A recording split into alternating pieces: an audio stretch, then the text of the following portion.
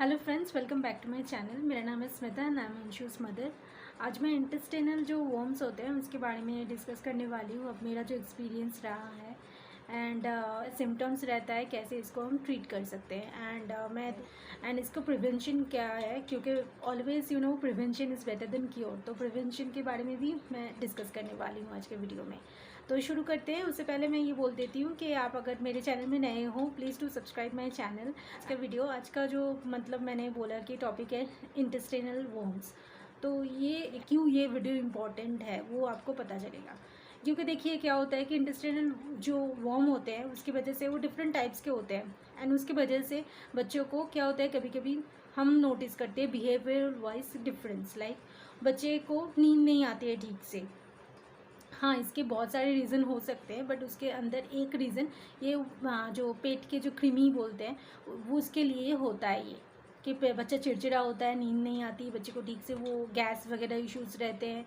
तो इसके लिए इसका रीज़न ये होता है कि वो जो वर्म है वो भी हो सकता है। और भी बहुत सारे सिम्टम्स है बच्चे को दिखेंगे आपकी, अचानक से जिस बच्चे को भूख की नॉर्मल रूटीन है, बट उसको अचानक से बहुत भूख लग रही है, हर घंटे में उसको कुछ ना कुछ खाना।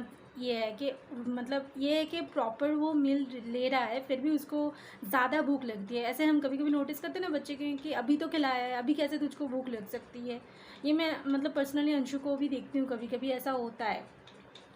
तो ये एक सिम्टम है कि अचानक से कैसे इतनी जल्दी जल्दी कि उनको बार बार फ्रिक्वेंट वो हंग्री फील करते हैं। और ये ऑप्शन है, और एक ऑप्शन है कि बच्चे को बिल्कुल भी खाने की इच्छा नहीं हो रही है, बच्चे को नौशिया जैसे फील हो रहा है, वॉमिटिंग जैसे लग रहा है और वॉमिटिंग हो भी रहा है। तो ये भी बहुत बड़ा सिम्टम है कि बच्चे के अंदर, बच्चे के पेट में वर्म्स है, इसलिए उसका ये सब सिम्टम्स आ रहे हैं। और एक बहुत इंपॉर्टेंट सिम्टम्स है कि बच्चे को जो लैट्रिन एरिया है, पॉटी का जो एरिया है, वहाँ जैसे पॉटी आउट होती है, ड्रेन आउट होता है, उस एरिया में इचिंग होना या रैशेस आना। हाँ, जो बच्चे छोटे हैं डाइपर रैशेस होते हैं, बट डाइपर रैशेस वो डिफरेंट होते हैं, आपको पता चलेगा। जो वो जो लैट्रिन पास करने की जो जगह है, प्लेस है, उसके चारों ओर से वो रैशेस आएंगे और बच्चा फुल टाइम उसको या नहीं तो आप नोटिस करोगे कभी कभी उसको इचिंग हो रहा है वहाँ पे बहुत। तो भी ये बहुत बड़ा सिम्टम है कि बच्चे के पेट में वो वर्म है, इसलिए वो ऐसा कर रहा है। तो ये सारे जो सिम्टम्स है इसकी वजह से बच्चा एक्सप्रेस ने ऑटिज़म में, और एक ये आ जाता है कि फैक्टर आ जाता है कि अगर न्यूरोटिपिकल बच्चा है वो एक्सप्रेस कर देगा, वो बोल देगा कि ये प्रॉब्लम आ रही है मम्मी, तो ये मुझे क्या करना है आप करो। और ऑटिज़म में मुश्किल ये है कि हमारे बच्चों में कि वो स्पेशल है और वो they are not good enough to express themselves. तो हमको ही डायग्नोसिस करना होता है कि उनको बिहेवियर देख के हमको ही पता करना होता है। या नहीं तो ना आप उसके जो पॉटी है उसमें भी नज़र रखो कि पॉटी में भी कभी कभी वोम इतना ज़्यादा हो जाता है बच्चों में कि मैंने ये भी देखा है कि बच्चे के पॉटी में भी वोम दिख रहे हैं।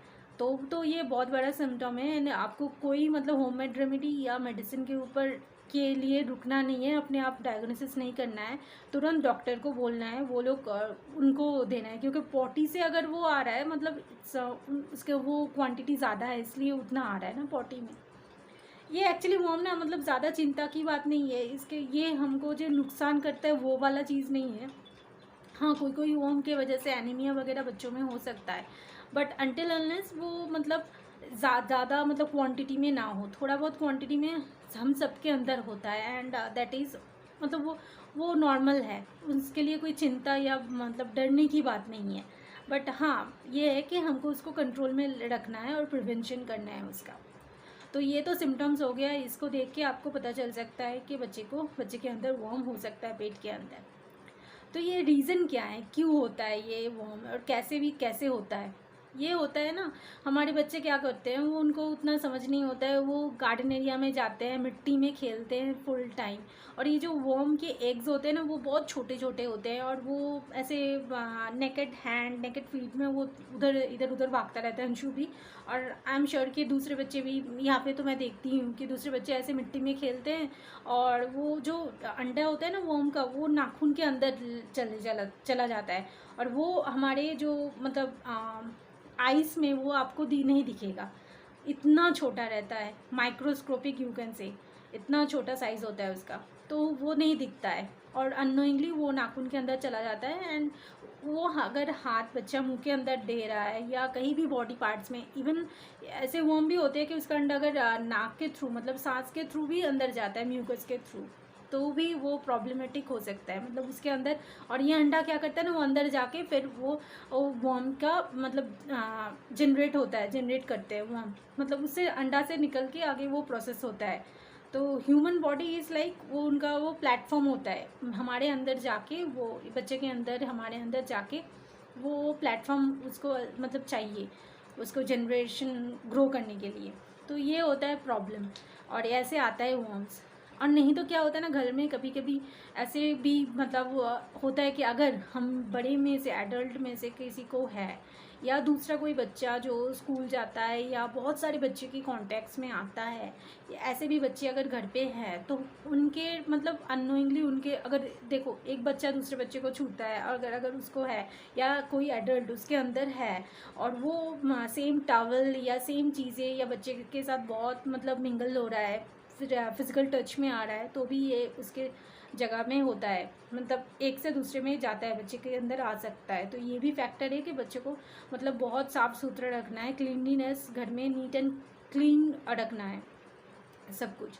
और एक होता है कि जो कंटेमिनेटेड वाटर है, कंटेमिनेटेड फूड है, अगर वो बच्चा खा ले तो भी उससे जाता है। या अनकुक्ड कोई भी मतलब जैसे होता है ना कि प्रॉपरली उसको फ्राई नहीं किया, कुक नहीं किया, उस मीट को बोल सकते हो, खाने को बोल सकते हो। मीट स्पेशली है कि वो एक ज़रिया होता है अच्छा कि वो ग्रो करने का उनका।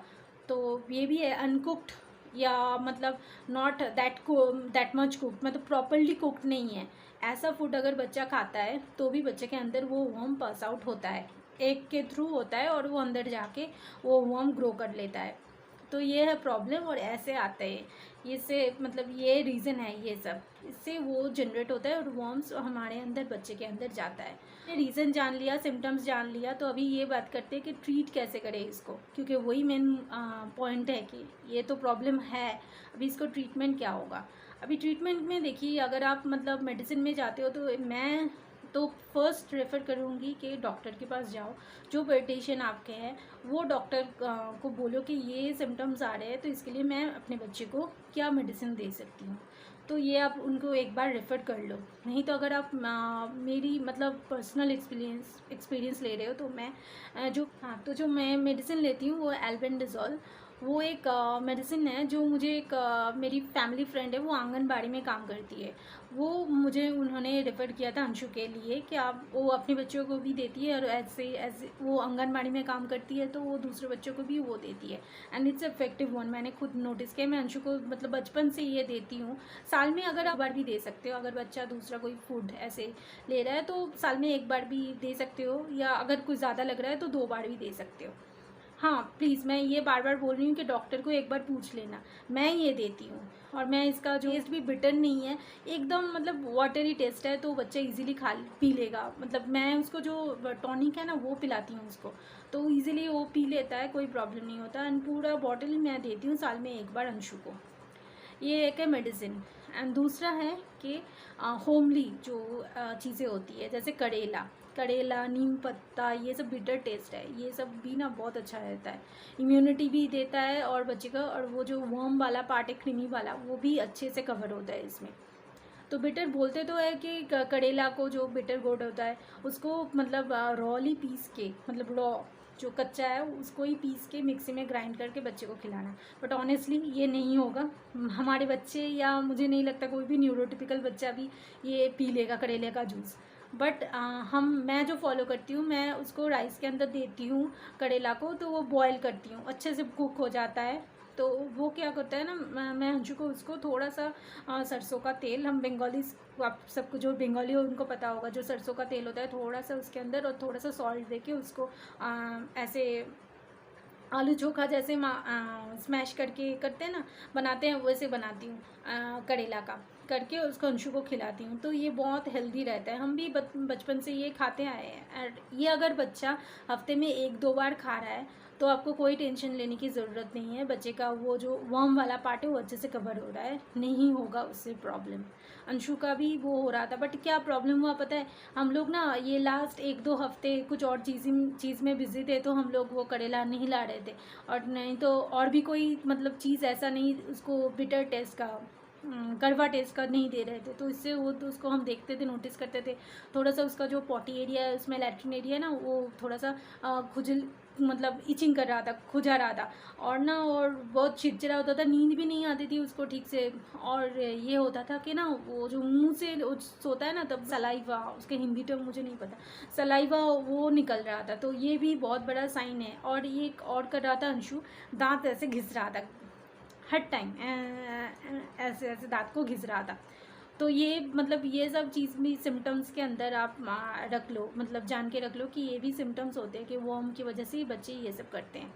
तो ये क्या, करेला का आप वैसे भी करेला बच्चे को, या करेला फ्राई भी दे सकते हो, कोई प्रॉब्लम नहीं है, बच्चे खा लेंगे। मेरे अंशु को तो बहुत फेवरेट है वो चीज़। और नहीं तो नीम पत्ता जो होता है ना वो तो मतलब हर जगह इजी अवेलेबल है, उसको बैंगन के साथ फ्राई करो, नहीं तो शुद्ध जो घी आती है उसके साथ उसमें उसको फ्राई करो करके बच्चे को खिलाओ, थोड़ा सा सॉल्ट देना है टेस्ट के लिए, तो राइस के साथ वो खिला दो बच्चे को, तो अच्छा रहता है बच्चे के लिए। तो ये सब है। नहीं तो बच्चे को गार्लिक दे सकते हो, गार्लिक एंड टर्मरिक। क्या होता है ना, ये दो चीज़, टर्मरिक एक है एंटीबायोटिक की तरह काम करता है, वो जो बैक्टीरिया है वर्म है हमारे मतलब शरीर के अंदर, उसमें मतलब उसको ओवरग्रो नहीं करने देता, उसके ऊपर हीलिंग का काम करता है। तो turmeric is a good way. मैं अंशु को मतलब हर डे मील में, लंच में, कभी मैं शेयर करूँगी आप लोगों के साथ उसका लंच का मेनू, तो लंच में देती हूँ कि टर्मरिक विथ गार्लिक, एक ही क्लोव देना है, एक ही सिर्फ उसका देना है, कच्चा देना है, टर्मरिक क्लोव एंड थोड़ा सा सरसों का तेल and with salt, pinch of salt, ये देती हूँ रोज़ खाने के लिए, विदाउट एनी डे मिस नहीं करती हूँ मैं। तो वो अच्छा रहता है, वो खाता है ना, तो बच्चा मतलब वो भी बहुत अच्छा है कि अंदर कोई बैक्टीरिया ग्रोथ या वर्म का ग्रोथ ना हो, उसके केयर करता है। तो ये सब चीज़ थोड़ा जब मिस हो जाता है ना, तो ये ओवर ग्रोथ हो जाता है, और उससे ये सिम्टम्स दिख गया था हमको, तो हमने अभी तुरंत उसको अंशु को दिया था, अभी मतलब 1 साल बाद हमने उसको दिया अभी ये टॉनिक। तो मुझे लगा कि आप लोगों के साथ भी ये शेयर कर लूँ, क्योंकि हमारे बच्चे तो एक्सप्रेस नहीं करते उतना, तो कैसे समझ पाए कि उनको भी पता नहीं कि क्या प्रॉब्लम चल रहा है, बिहेवियर दिखाते हैं तो ये प्रॉब्लम आ जाता है। तो ये भी एक रीज़न हो सकता है, मैं ये नहीं बोल रही हूँ कि यही रीज़न है, बट ये एक रीज़न हो सकता है, तो इसके ऊपर थोड़ा ध्यान देना। तो ये भी एक होता है प्रॉब्लम। एंड जो मतलब मैंने मेडिसिन बोला है उसका तो मैं स्क्रीनशॉट दे दूँगी। उसका ये है कि वो जो बच्चे ब्रेस्ट फीड कर रहे हैं, मतलब 2 साल से नीचे जो बच्चे सिर्फ दूध खाते हैं, पीते हैं, उनको मतलब ये मेडिसिन नहीं दे सकते हो आप। ये सिर्फ वही बच्चे को दे सकते हो जो बच्चा मतलब थोड़ा सा हेवी फूड ले रहा है, जैसे दाल खिचड़ी तो एटलीस्ट ले रहा है या प्रॉपर मील ले रहा है, वही बच्चों को ये देना आप medicine. Otherwise please consult with the doctor कि ये सिम्टम्स आ रहे हैं कि वर्म तो नहीं है मेरे बच्चे के पेट में, उसके लिए कुछ दे दो। नहीं तो आप ना फाइबर इनरिच जो फूड होता है, जैसे भी गाजर होता है, कैरेट, या कोई भी मतलब साग ले लो, वो ये सब क्या करता है ना, फाइबर इनरिच फूड का क्या है पता है, वो ना पेट साफ करने में मतलब पॉटी क्लियर करने में आसानी करती है। तो ये क्या होता है कि अगर आपका फाइबर ज़्यादा ले रहे हो तो वो मतलब फ्लश आउट हो जाएगा, जो वर्म है या कुछ और भी है प्रॉब्लम, तो भी वो मतलब with at time of potty वो फ्लश आउट हो जाता है, क्लियर हो जाता है। तो फाइबर लेने का वो फ़ायदा है। तो कोशिश कीजिए अपने बच्चे की मील में ये कैरेट्स एंड दैट साग वगैरह, वो जो ग्रीन लिव्स है, वो सब फूड्स ज़्यादा देने के लिए। मैं अभी अंशु को मतलब कुछ नहीं छोड़ती हूँ लिटरली, मतलब कहीं पे भी कुछ ना मिस हो जाए, कोशिश करती हूँ कि हर कुछ उसको दे सकूँ थोड़ा थोड़ा करके, बट मुझे उसको खिलाना है, ये मेरा टारगेट रहता है। तो ये सब घर पे मैं करती हूँ। तो ये सब छोटे छोटे नुस्खे, और हींग भी आप दे सकते हो, वार्म वाटर में थोड़ा सा एक पिंच ऑफ हींग मिला के उसको पानी में घोट के बच्चे को पिला सकते हो। बच्चे को अगर गैस या कुछ तो प्रॉब्लम हो रही है पेट में, तो तुरंत आराम मिलता है बच्चे को। ये मैंने बचपन से मैंने अंशु के साथ ट्राई किया है। ये कुछ घरेलू नुस्खे होते हैं जो रियली काम करते हैं, बट हाँ over the period long term अगर आप फ़ायदे की सोचो तो मेडिसिन शायद ज़्यादा अच्छा रहेगा।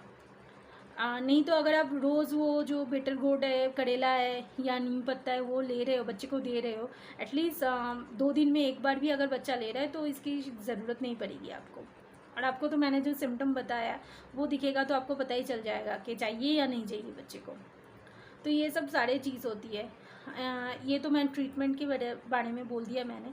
अभी मैं बोलती हूँ कि prevention, as I told you that prevention is better than cure. Prevention मतलब क्या करें, घर में सेम टॉवल मत यूज़ करो, हम भी नहीं करते, बच्चे के लिए सेपरेट करो, अपने मतलब जो एडल्ट्स हैं उनके लिए अलग अलग रखो, तो वो ना क्लीनलीनेस वो मेंटेन रहता है। ये नहीं होता है कि मेरे से कुछ बीमारी या मेरे से कुछ जो बैक्टीरिया वर्म है कुछ भी है वो दूसरे बच्चे मतलब बच्चे में जाए। तो ये सेफ़ रखना वो चीज़ कि बच्चे के लिए एक सेफ टॉवल एंड कोशिश कीजिए उसको क्लीन करने के लिए हर रोज़। एंड बच्चे का जो कपड़ा है उसमें क्या होता है ना, सनलाइट में ये सब एग्स बोलो वो ज़िंदा नहीं रह पाते, तो वो मर जाते हैं सनलाइट में। तो ये होता है ना कि अगर वो सनलाइट में दे रहे हो तो वो प्रोसेस रिसाइकल नहीं होगा, कि एक तो वो निकल गया फिर से वो अंदर आने का टेंशन नहीं रहेगा। तो ये एक अच्छा पॉइंट है कि वो जो कपड़ा आप यूज़ कर रहे हो टॉवल, तो वो सनलाइट में सुखाओ। और डिफरेंट मतलब किसी के लिए डिफरेंट रखो। अपने घर का बेडशीट एंड जो पिलो कवर्स होते हैं वो सब अलग अलग रखिए, क्लीन मेंटेन कीजिए, क्लीनलीनेस वो कोशिश कीजिए। बेडशीट हर मतलब हफ्ते नहीं तो मतलब हफ्ते में 2 बार चेंज करो, ऐसा रखिए मेंटेन। और घर को क्लीन रखिए। अगर आपके घर में आपको अगर और पता है कि किसी एडल्ट में ये वर्म का प्रॉब्लम आ रहा है तो कोशिश कीजिए बच्चे के साथ थोड़ा सा दूरी मेंटेन करने के लिए कि बच्चे में वो ना जा पाए वर्म्स। तो यही सब आपको मेंटेन करना है। बच्चे को अगर वो बाहर खेल रहा है मिट्टी में तो तुरंत घर आके उसका हाथ साबुन से साफ़ कीजिए without washing his hand. Don't allow him to touch his mouth और नोज़ और एनी एरिया ऑफ फेस। अभी कोरोना के लिए हम तो थोड़ा सा मतलब प्रिकॉशन मेंटेन कर ही रहे हैं, इसके लिए भी थोड़ा मेंटेन कर लो तो वो आगे चल के हम लोगों को ही हेल्प करने वाला है। और पैर धुला लो अच्छे से। और अगर नेकेडली जा रहा है, नाखून मतलब नेल्स कट करो मतलब बहुत फ्रिक्वेंटली, तो वो स्पेस नहीं मिलेगा ना वो अंडे को उसके अंदर जाने का। क्योंकि आप नोटिस करोगे वो बाहर से खेलने के बाद आता है ना तो उसके नाखून के अंदर वो चीज़ें हो रह जाती है, तो प्रॉब्लमेटिक होती है। और कोशिश कीजिए खाना खाने से पहले उसके हाथ साबुन से क्लीन करने के लिए, उसको एक अच्छा हैबिट भी हो जाएगा। और इसके लिए इसके फ़ायदे भी ये है ना कि वो चीज़ स्प्रेड नहीं होगी। तो खाना खाने के बाद भी कोशिश कीजिए हाथ अच्छे से, पॉटी करने के बाद जो क्लीन अप होता है वो प्रोसेस बहुत अच्छे से कीजिए। और ये मैं बार बार बोल रही हूँ, डर्टी मत रखिए कुछ भी। अगर बच्चा डर्टी चीज़ हो रहा है उसको वो हैबिट ग्रो कीजिए। मुझे पता है ये बोलने की चीज़ है बट ये हुआ है, अंशु इतना हाइपर है फिर भी वो हैबिट मैंने उसके अंदर दिया है, कर लिया है कि नहीं मुझे खाना खाने से पहले हाथ धोना है, पॉटी में क्लीन होने के बाद हाथ धोना है। तो वो खुद ही अभी बेसिन के पास जाके हाथ को रब करता है। तो ये सारी चीज़ वो ओवर द पीरियड आ जाता है, तो हमको शुरू तो कभी ना कभी करना है ना, तो आज ही से कीजिए। अभी ये वीडियो को देखने के बाद से ही कीजिए, ये काम में आएगा। मैं आपको बोल रही हूँ 2 तरीके से आएगा। एक तो बीमारी नहीं आएगी, दूसरा तो बच्चे का अच्छे से एक हैबिट ग्रो होगा। और बच्चे को, हमारे बच्चे ना वो जो चीज़ होता है ना उसमें सेंसरी भी होता है, तो वो भी इन्जॉय करेगा। अंशु भी तो बहुत करता है, वो जो झाग होता है ना रगड़ने के बाद वो बहुत इन्जॉय फनली लेता है। तो ये सब चीज़ें प्लीज़ फॉलो कीजिए। अगर प्रिवेंशन हम अच्छे से रखेंगे तो ये बीमारी नहीं आएगी, वर्म्स भी नहीं आएंगे, तो हमारा लाइफ भी हैप्पी रहेगा क्योंकि बच्चा हैप्पी है, बिहेवियर नहीं दिखा रहा है। तो यही था आज का वीडियो। मुझे पता है ये बहुत यूज़फुल होने वाला है आप सबके लिए। तो अगर आपको लग रहा है कि ये यूज़फुल हो रहा है आपके लिए, प्लीज़ मुझे कमेंट करके बताइए। एंड मेरे वीडियो को बहुत बहुत सारे लाइक कीजिए एंड सब्सक्राइब कीजिए, शेयर कीजिए, ताकि बहुत सारे मॉम्स को ये सब चीज़ें पता हो पाए। Thank you. Take care. Bye.